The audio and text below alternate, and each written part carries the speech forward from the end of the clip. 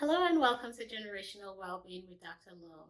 Thank you for joining me here today, where I provide you with simple, practical tips on how to create sustainable, healthy habits for you and your family for generations to come. Please like, share, and subscribe.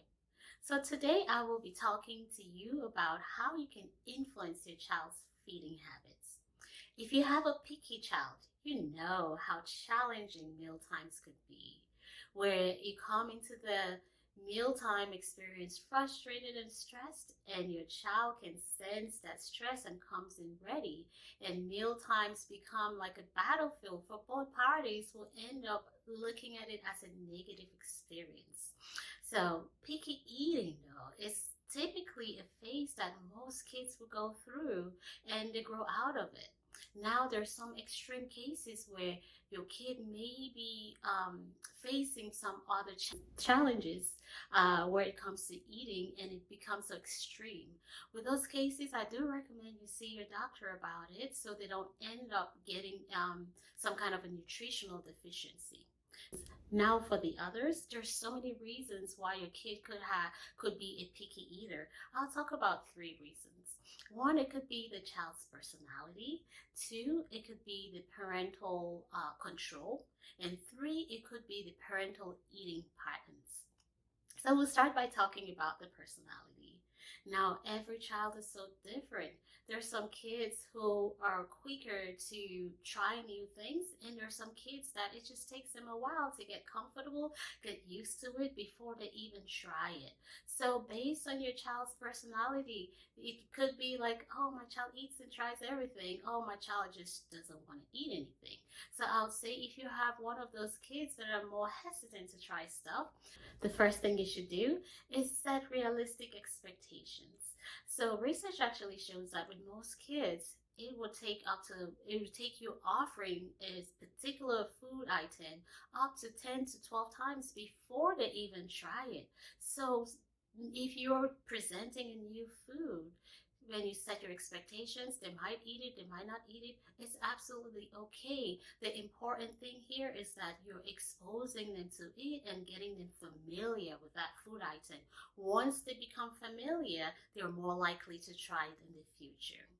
Two, offer variety. Rotate the foods you offer, because the temptation here is that you have that same food that they like all the time, and at least they have something to eat, right? So once they say no, we just go back to their normal, and they come to expect that same food all the time, and there's no incentive to try anything new. So you end up with a kid where we are kind of reinforcing the behavior by giving them what they want, and there's no incentive to try anything new. So of course we want to give them what they want, but we want to rotate the foods out. We give you what you want today, tomorrow I can change it up a little bit, the next day I offer something new, where if you eat it today, the next day at least you have some kind of incentive to try something new.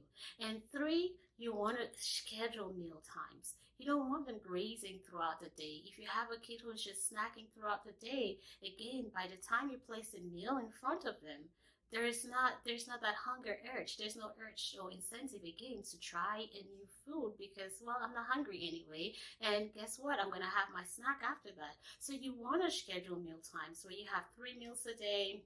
You have a snack or the last snack at least 2 hours before the next meal, so at least they're going to have some time to eat. Oh, actually give them that time where they're going to eat. And it's okay if they don't want to eat it, that's absolutely fine. But we're not going to replace that meal with yet another snack. Okay, so the second thing we'll talk about is the parental control. Again, this is the time, the toddler phase is the time where the toddler is starting to gain control of their bodily functions. Is a time where we're celebrating their independence. Yay, you pooped in the potty, you peed in the potty, you're jumping, you're walking backwards. So we're celebrating all these milestones and encouraging it. But yet when it comes to mealtime, we're taking that away from them. So we're saying, no, I'm going to tell you what you're going to eat, when you're going to eat, and how much you're going to eat it. So there's that disconnect there. So in order to change that, what are we going to do? Give them options, right? We are going to provide the food options for them, but we can say, okay, do you want an apple or an orange for a snack? So at least they feel like they're part of it.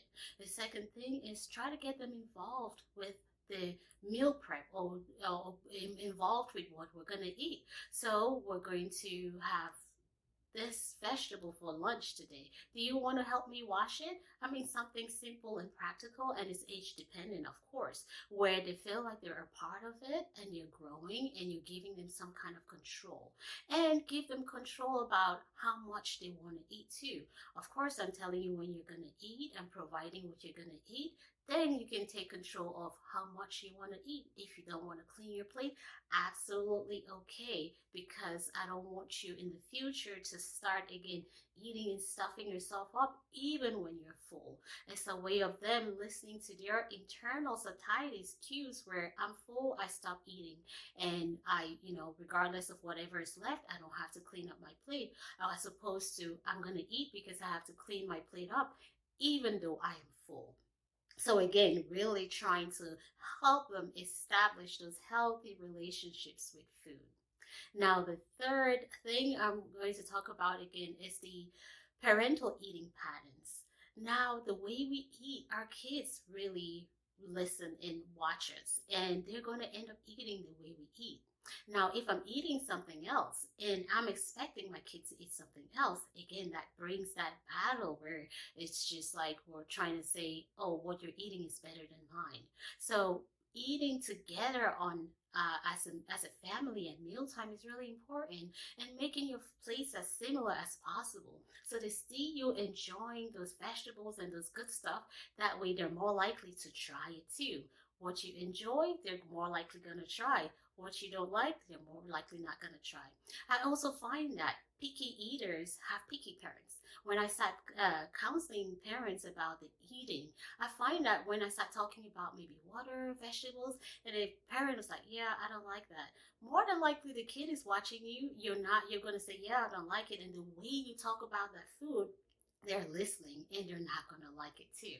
Second thing will be use the meal time to be a time of interacting and connecting, especially if you've been away all day, you're at work and the kid was in daycare or at school. This should be a time where you can use it as meal time, as a time to connect with your kid, where you're giving them the attention they need, where it becomes your changes those negative to positive emotions, where they can go back to it's like mealtime is a time where I connect with my mother or my father. It's a time where we talk about the day, we enjoy the meals we like, we try new things together or make funny faces together, where it's like something we look forward to as opposed to something that we dread. Here we go again.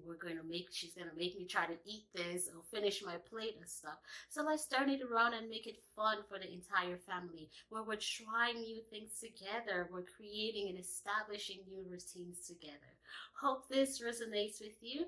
Please like, share, and subscribe, and leave a comment in the comment box. Let me know what other topics you would like for me to talk about. Until next time, this is Dr. Lum.